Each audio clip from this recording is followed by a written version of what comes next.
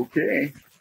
And we're live. And we're live. Welcome to the Dar and Andy show. How I'm well. How are you doing? I'm doing okay. Yeah? Yeah. Well, this is our second episode. Yeah, I'm sweating a lot. Oh, yeah. Here. And there's thunder in the background, so this session might get rained out early. We don't know. Right. It might get rained out. We're going to try to get through the whole 30 minutes or so. Because it rained like crazy yesterday? Day before yesterday. Yeah. Alex said that the rain that we got yesterday was like hurricane-style rain. Oh, really? It rained so hard yesterday that that's what they see when they get hurricanes in this area. Wow. Mm-hmm. Well, it surprised me. Yeah. It was cool, though. Yeah. Dramatic. Yeah, it was very dramatic. And the pool was overflowing this morning. Yes. It was cool, too. Yeah, it was really cool. So we wanted to start off this episode with a little bit of background on how we came to be where we are today. Yes. And I think there's a couple of reasons that we want to cover this. And one is that there might be people out there that watch this that are in a similar situation that may be contemplating the same thing. Mm-hmm. And secondly, even after these 3 years or so that we have been gone from the United States and living in Mexico, I still have friends that ask me. I ran into a Rotary buddy on Facebook, and he was like, okay, Dar, now tell me again, why is it that you left? Why did you leave? That's what, people want to know. Because I think when we were going through the process and we were talking to friends about it, it's like we want to be able to, go someplace else. We want to be able to work remotely. We want to, do these things. It was just talk to a lot of people. Right. You know what I mean? It wasn't like, I don't know, something that was solidified in people's minds that we were actively working on. Right. So what happened to us, it was a very slow burn. I'll say that. Mm-hmm. And you and I both lived in San Antonio for many, many years. Neither one of us were from there. And so after a certain number of years, you kind of get the wanderlust, right? Right. Well, what other places would you like to live? And I know we were talking about East Coast, West Coast, Chicago. That was it. Those were the options. East Coast, West Coast, or Chicago. That's the only places we wanted to move. Right. And you had a job opportunity that came up. In Seattle. And then we started getting really wrapped around the idea of moving to Seattle. Yeah. Doing all this research on Seattle and getting really excited about moving. We were finally going to get to, someplace different. Change the scene and a new place to explore and new surroundings. And we were just really excited about that. And that job didn't pan out. Mm-hmm. And, there were a few more job opportunities that came along. But this one that came along was for a company out of Chicago. And they offered you a job to work 100% remotely. Work from home. Yes. I mean, not everybody knows what that is. But yeah. Okay, yeah, work from home. So this company is every employee in the company works from home. Right. So it is a completely 100% remote working company. You guys do all your meetings, everything online. Mm-hmm. The once a year meeting in Chicago where everybody comes together physically for a company meeting. Right. But when you got that job, I think that's when it kind of really started sinking in. And even then, it took us how long? Well, I got the job in 2017, or was it 2017 or 2016? I don't know, 2017. And then we left in 2018, in October of 2018. Was that? No, it's one year back. I think. Well, at any rate, we started thinking, well, even if we didn't get to move to Seattle, we can move anywhere we want to. Right. As long as there's internet. As long as there's internet, which who doesn't have internet? This place sometimes. Yeah. So. Yeah, well, I mean, that's what worked out. So we I started that work from home job, and I really liked working for that company. So I thought that is somebody that I could see myself working for long term. Mm-hmm. So then we didn't want to waste all that good research that we put into actually, pulling up stakes and leaving San Antonio. Yeah. And I was frankly sick of owning a big house and everything. And things were just serendipitous, right? The things just kind of aligned, and it made it possible for us to actually do this. Right. Yeah. Well, so we started thinking outside of the U.S. borders. Yeah. We had visited Mexico several times during our marriage, and I fell in love with Mexico City the first time I lived there. And so we started thinking seriously about moving to Mexico City. Mm-hmm. And some of the opportunities that you have today for us to do that we wouldn't have had 10 years ago, really made that possible for us to move to Mexico City. Well, luckily, it's on the same time zone as Chicago, right? Right. So you work on the same time zone with your boss, and so everything's cool in that regard. It's not like we were going to Asia, or somewhere where your time zones, or Europe where the time zones are really off. But without Airbnb and the ability to do short-term leases, and to just pack up and move to a city that you don't know that much about, the opportunity to do short-term leases is a dream. And then with Uber, I mean, we didn't have to show up with a vehicle. We didn't have to own a vehicle, worry about buying a vehicle. Ubering in Mexico City is super inexpensive, super safe, super convenient. There's so many Uber drivers on the road in Mexico City. So those are kind of the two big, hang-ups, right? The two big companies that, emerged that allowed us to kind of attach ourselves to this dream, this idea. No, it's worked out really good. I mean, it's worked out very well. But we've had duds. Because that's the nice thing about having short-term leases, is that we didn't have to, stay forever at a place that we didn't like. Right. So. Or in an area or neighborhood or whatever. And I mean, we've been able to stay in different areas in Mexico City, and then we've spent some time in Puerto Vallarta and spent some time here in Playa del Carmen. We went to Vancouver. So every 3 or 4 months, which our original plan was 1 year. Yeah. We're for 1 year, we're going to go and we're going to stay in Airbnbs in Mexico City. We're going to find a neighborhood that we kind of want to settle down in, and we'll probably get something. And just go ahead and rent long term. Yeah. Well, then after a year, of course, a year went by like that. And we weren't, we're like, no, we're not ready to settle down anywhere yet. And then that's where all this additional travel came from, is to Puerto Vallarta and all these other areas. And so that's kind of how we came to be in the situation that we're in now. And we were still due to be in these 3-month 3-month rotations, right? Except that when the virus hit and all these borders shut down, we decided to stay long term, and this was our favorite place. Yes. So we're staying here until February of next year. Right. It's almost a year. As of this time. So that's awesome, and we love it here, and we happened to chance on this really great apartment, and here we are. And we already spoke about how we got here. Yeah. This apartment. So that's worked out really well. And anyway. So I think the desire was there first. Mm-hmm. The desire to leave San Antonio and go and explore and do more. Mm-hmm. But jobs always keep you in your place. You know what I mean? It's hard to relocate when you have a good job, until you have a job offer that you can work remotely. But I think now, with more people working remotely due to the virus, I'm imagining that this is going to be a lot more of the norm for a lot more people. Yeah, no, I agree. Mm-hmm. Absolutely.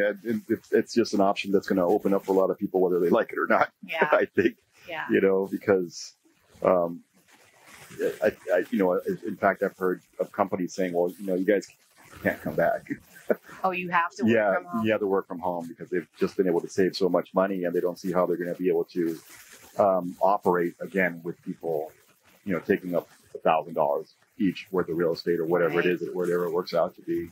Well, I've never heard a person that actually works from home say they don't like it. Mm-hmm. I've only ever heard people complain if they've never worked from home, and they would say, well, I don't think I would have the motivation to get up and do work every day. Right. You know what I mean? Yeah. And I can see that, because you don't know what's on that side of the coin. Yeah. But it's but a lot of people do it, and a lot of people do it very successfully, and have for a long time. Well, the people in my company were used to it, and I think they work more effectively they work very effectively in that regard. I mean, we have some people who maybe, could be a little bit better if they were directly supervised, but, I think that's just the nature of any company, right. rather than anything particular about the way that they're set up. So. Right. In any company, you're going to have your people that, work really hard, and there's going to be slackers. Yeah. No matter if you're sitting under your boss's nose or not. Yeah. So that's how we ended up here. We have been calling Mexico City home, but we've been spending a lot of time here in Playa del Carmen. Yes. So that's what our original, spiel was like, oh, well, we're based out of Mexico City, but we try to travel as much as we can. Mm-hmm. But really, this year we were like, well, let's spend 6 months in Playa del Carmen because we really like it there. Mm-hmm. So, and then we'll work in Mexico City, and then we'll work in one other 3 or 4 month trip somewhere in there. Mm-hmm. So, I don't know, Playa del Carmen might be home. Yeah, so it might be. It's evolving. Yeah. And it's been, I think, 3.5 years since we've left the States, and we've been in this cycle. It'll be 3 years this year. It'll be 3 years in October 28th. Okay, it'll be 3 years in October. Yeah. So, we thought we'd be ready to settle down after a year, and we're still like, no, we still have places we want to go see. Yeah. Visit. Yeah. I mean, it has its challenges. I mean, every time we move to a new place and we have to buy a bunch of new kitchen crap, and, and then you just make do with a lot of stuff that's there. But I guess it teaches you a few lessons in doing with less. And, yes. But, then again, we seem to, at least here, we know that we're staying for a year, so we splurged a bit on all the things that we got. Yes, we got some nice items. Yeah. And, I think that's not terrible. Well, now we've just had the conversation about, we're going to need a storage unit when we leave here, because now we have bikes. Yeah, we bought bikes. We have bikes and a lot of nice kitchen stuff. And hopefully it's not going to extend beyond what we have now. I think we're getting pretty much maxed out. Yeah. Hopefully buy a stand-up paddleboard. I do want a stand-up paddleboard, and we are getting scuba equipment. Yeah. And we're not going to be able to travel a lot with scuba equipment. No. You can travel with our masks and computers, and that's about it. Yeah. But I think the biggest items are the bikes. Yeah. But we've enjoyed having those already, and we haven't been able to get out and ride them really. No, because you're not allowed to ride the bike. You're not allowed to be out of the apartment. We can't be together out of the apartment. So we're still on quarantine. We have 13 more days, supposedly. But we'll see, because they're already... They could change tomorrow. It could change tomorrow. Yeah. And the state government is already arguing with the Tourism Bureau about when the hotels are going to be able to open back up over in Cancun. Right. So we don't know what's going to happen with that. Yeah, they're not in a hurry. The state is not in a hurry to open anything up. No. Yeah. But, of course, all the hotels and stuff are, they're... losing money. Yeah. Yeah. So we'll see how all that goes. But as of right now, we technically have 13 more days. Yeah.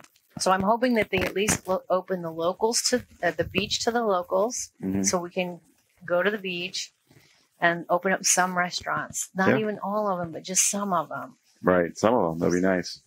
Yeah. So questions that I've been asked, do we still have a place in the States? No, we do not. We do not. We went through a process. It was a 6-month process, I think, of absolving ourselves of all of our worldly possessions. Selling and or giving away everything we own. Yes, basically. Yes. And is a 4,000 square foot house, 3 vehicles. It was, oh my God, just closets full of stuff we accumulated over the years. Yeah. And between garage sales, Goodwill, used car lots, and one good real estate agent we had that we left behind in San Antonio. Yeah. And then we went back recently, very, very briefly on our way to right before the pandemic struck. Yeah. And emptied out our storage. We had one storage locker, really. For sentimentals. So we got rid of most of those and stored the remainder in my parents' attic. Yes. So we have some photos and some pieces of artwork and just very minimal. Yeah. Very minimal. You still have your comic book collection. But I mean, that's really it. All the CDs my nephew wasn't able to sell. Those are still there. Yeah. So, just some sentimental stuff, really. Yeah. Just a few boxes. And no, we don't have anything left in the States. And my mom's like, well, when are you coming back? When are you moving back? When are you going to like stop this? And I'm like, I don't think we are. No. I don't foresee that. You mean moving back to the States? Yeah. Yeah. No. I don't. Yeah. I mean, it's not in the foreseeable future. No, it's not. Especially not with the way things are politically and everything in the United States. I can't do it. Yeah. I have no incentive. How's that? Yeah. I have no incentive to move back to the United States. Right. Just because I don't have as much selection at the grocery store here as I do there, that's not enough of a reason. No. I agree. Yeah. There's too much more to see and do. Yeah. Outside of the U.S. Yeah. And yeah. I mean, there's still all of South America. Sure. And still all the rest of Mexico. Yeah, absolutely. So it's kind of hard to leave Playa del Carmen. It is pretty difficult. Yeah. You know, when I first came here, what I thought about this town was that this is what I always imagined a beach town should be. Mm. And I've been to a lot of beach towns, but this was the one that just seemed like beach town personified. Right. Yeah. It's just, it's a really cool place. Yeah. They got everything. They even got surfers. Yeah. They have, it's beautiful. It really is. So you're here working remotely. Yeah. Your company, so you're working Monday through Friday, 9 to 5. Yep. Well, 8:30 to 5. And yeah. No. Well, usually 7 to 4. Yeah. Well, yeah, because hours. you get up early. I get up early. Yeah. You get up early, so you have a little bit of flexibility in your hours. But we wanted part of this episode to be about what it's like to work remotely, what your challenges are, what the benefits are. And what it's like to be a digital nomad. Yes, yes. So because you went into this totally blind. Yes. What was your perception before the first day? What were your thoughts on what you needed to be okay? Oh well, my perception I think was that I was going to need to be able to land someplace, set up my equipment, and work. Mm-hmm. And I didn't know. When we first left, I left a bunch of computer equipment behind. Mm-hmm. That was my office setup. Mm-hmm. But I had become accustomed more or less because I traveled so much for work before that I grew accustomed to working on documents and just working on my laptop. So I wasn't extremely put out just having my laptop as my primary work computer. So as long as I had an internet connection, and I sweated pretty hard whether or not I was going to have a reliable internet connection. Because you're going to Mexico. Because I'm going to Mexico. And I've had some nasty surprises. Had some beautiful surprises, but I've had some really nasty surprises. Mm-hmm. So reliable internet is the first thing that I ensure whenever we get somewhere. Mm-hmm. And I've taken measures to make sure that my internet stays reliable, more or less, you know. Well, I know you always, whenever we're booking on Airbnb, you will always message the host first with the basic list of questions. And then that list of questions is, what's your internet speed? Right. What's your internet speed? How reliable is it? And I know that you also, before we left, created some redundancies. Right. To ensure that you wouldn't get somewhere and not be able to work. Yeah, so I have a hotspot on my phone, and I use Speedify, which is a VPN service that is able to tie 2 or more internet connections together and use them as fallbacks. So it'll back up. It'll fall back to one if one of them goes down or one of them starts getting laggy. It'll go, you know. So anyway, it does it all automatically behind the scenes. So I have the primary internet that the Airbnb provides. So that's number one. And then I have... Or your host, whoever... Or the host, right? So I'll have that. Then I'll have my phone as a secondary bonded internet. And then I have a third one, which I have a AT&T, what is it? You know, Wi-Fi modem thing that I always have. So I always have 3 connections to the internet, preferably against 3 different providers to ensure that I don't go down. And I need every single bit of it right now. Right now, as a matter of fact, I just added a 4th. So Speedify is the service that takes all of your connections and manages them so that if one is not working, another service steps up. Steps in, And so you maintain that connectivity at all times. Right. So that was the number one concern. And then I bought a secondary screen that's light and easy to move around. So The printer discussion was a big deal. Are we going to be able to make it without a printer? It's like I do documents all the time. I end up having to sign a lot of them. But now it seems that we just use it to print out Amazon return slips. And we use that a lot. It would be a pain in the ass otherwise. Yes, because you'd have to go to a Copadia or a Office Max or somewhere and to print out your returns. Print out your returns, and we have returns. Yeah, so we do use it a lot for that. Yeah, I use it sometimes to print out a recipe or your workout schedule or whatever. Yeah. So we use it. It's heavy. It's bulky. It's for a printer. It's not that bad. Yeah, it's about that thick. Yeah. And it's about, when it's packed up, it's about that wide. Yeah, it's not too bad. And it weighs probably under 2 pounds. No, it's about 5 pounds. Is it about 5 pounds? Yeah, it's heavy. We've been lugging it around, but we use the heck out of it. Yeah, we did get rid of the scanner. We had a separate little scanner, but we got rid of that. Yeah. We were like, we just take a picture of it. Yeah. Whatever it is. But that's what I was saying. And, I teased the episode by saying why we're the worst digital nomads, right? So strictly speaking, what we're doing is called being digital nomads, but there's several reasons why we're terrible digital nomads. The first is that we have too much crap. Well, we're not teenagers, and I'm not one of those people that just have a backpack and be okay with that, because 2 pair of underwear. I'm not. Yeah. I'm not that person. I think we've done very well from where we came from. Yeah. We got down to 4 suitcases. Yes. 4 suitcases. Not anymore, really, but now we had 4 suitcases coming here. Well, now we're going to have 4 suitcases in a storage shed. Yeah, well, we'll figure it out. I mean, it's okay. Well, we'll land someplace one day. I just can't see myself like judging my achievement as a person based on how many suitcases I have. It seems kind of weird. Well, no, but you're the one that wanted to go from 5 suitcases to 4 suitcases. Well, and we did it. Yeah. We did it. And then we got here and we're like, we need an Instapot. Yeah. Which is so nice. Yeah. Because our oven doesn't work. Well, no, it's nice because it doesn't heat up the house. Yeah. And we're at the beach, and who wants to work the oven? Yeah. So really, I just unplugged it when we got here. Right. No, but the Instapot has been a nice addition to the family. So you made the low carb spring rolls the other day. They were good. Oh my God, they were so good. I could eat those every day. Yeah, they're really good. They're super good. So we have too much stuff. Then no, we don't have too much stuff. The next is that we're not asynchronous. So most digital nomads, like some of them do teleconferences, but most of them just work like in Asia, for customers in the United States. Right. Yeah. Well, they don't work for companies where they have to be available at certain hours. Yeah. Or if they do it by exception. Right. Yeah. And with a lot of digital nomads, they just work their own hours. Yeah. So it doesn't matter. You don't have to be available for meetings, but you're in meetings pretty much most of the day, every day. Yeah. So that would have been an impossibility.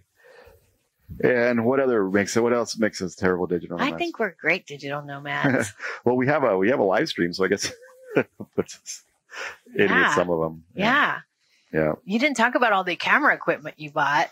I bought a camera and a light. I bought a camera and a light. Yeah. A light. And I had bought a GoPro, but I bought that for scuba diving. Yes. So I have that as camera 2. Camera 1 is on you. But I bought a really nice camera for camera 1 and to take pictures and to shoot video and whatever. I'm excited. I miss having a good camera. Yeah. This is the best camera. This is the best camera you've ever had. It's really nice. Yeah. It is really nice. It takes fantastic pictures, takes good video. It's fun to use.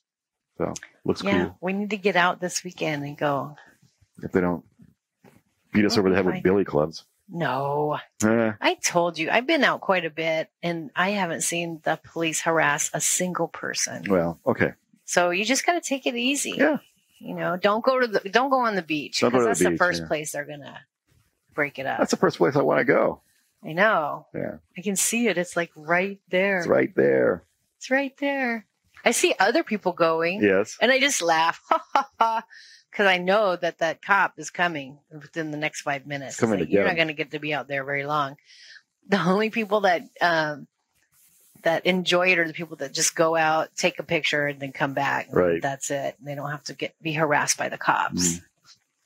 Oh, here comes the rain. We better hurry up. So what else do we want to talk about? Well, what else about the digital nomad? So What else about digital nomads? So the idea about would you recommend it to somebody? Yes, 100%. Okay. Yeah, do it, but be rational about it. Don't do it if you're gonna have to spend you're gonna have to have some crazy hardship regarding giving up a lot of things. Then think about it a few times before you do it. Yeah. And do it in baby steps. Do it in baby steps. Yeah. Do it in baby steps. What makes you comfortable? Stay within your comfort zone. Yeah. And then you can go a little bit further. Go for a month. Further. Yeah. Go for a month. Don't give up your stuff. Go for a month. See if you're able to work remotely effectively. Yeah. See if you can get away with it. You know. Oh, what's a good site? Because I know that you did a lot of research on the best places to be digital nomad. I went to nomadlist.com just to research places, but not really resources on being a digital nomad. Right. All the resources on being a digital nomad and what to pack and those types of things, how to get work. Those are all mostly YouTube. Okay. Types of things. YouTube. Okay. Yeah. And then the site that tells you compares places. That was nomadlist.com. Nomadlist.com. Yeah. Okay. Good deal. Well, yeah, I see the rain's hitting the thing right now, and we're about at time. So we don't want the hurricane to hit us. Well, we don't want to damage any equipment, any cords. So thank you for joining us. It's been nice talking to you. And until next time, stay okay. Stay okay. Okay. All right. Hold up. And all right. And we're out. Just stop it over on the computer. Yeah.